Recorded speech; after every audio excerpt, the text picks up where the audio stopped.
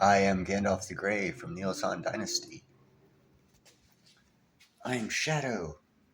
I'm Dixie. And I'm Neil from the Ilsan Dynasty. Apparently, China is losing its military. The most effective, most critical, most dangerous part of its military.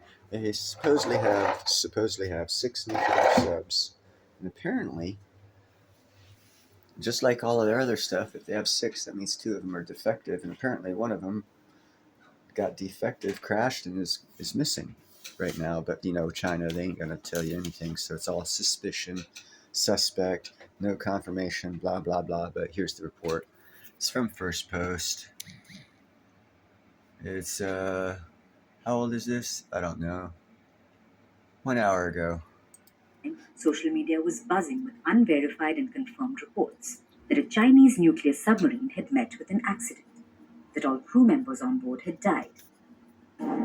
These reports claimed that China's Type 039 Shine-class submarine had crashed in the vicinity of the Yellow Sea or the Taiwan Strait.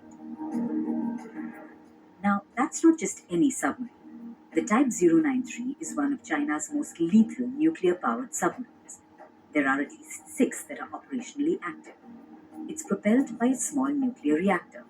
This means it never has to surface to refuel.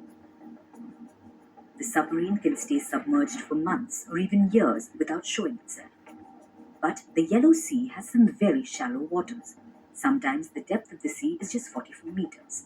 Even experienced submarine crew can lose track of that and hit the floor. Is a nuclear submarine crash even possible? There have been many times when military submarines have crashed. Sometimes it's because they implode. An example is Indonesia's Nanggala submarine that imploded in 2021. All crew members on board lost their lives. However, sometimes submarines also sink if they hit something, either unidentified debris or even the sea floor. In fact, in 2003, China lost its submarine in the Yellow Sea. A diesel-powered craft called the 361 hit the seabed. All the crew members on board lost their lives. Is it possible that something similar happened to the Type 093? Maybe or maybe not. China is not transparent enough to report mishaps. It's best to understand that the truth may never come out.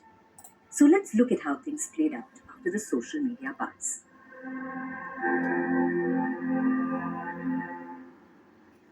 Taiwan's Ministry of National Defense said that it found no evidence of a submarine crash.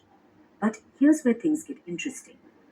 Even if the reports of the submarine's accident were vague, they rattled President Xi. During the BRICS summit, Xi unexpectedly pulled out of the business forum where he was to deliver a speech. Instead, the Chinese Commerce Minister gave the address on behalf of Xi. No explanation was given for Xi's. This is poisonous. This is poison.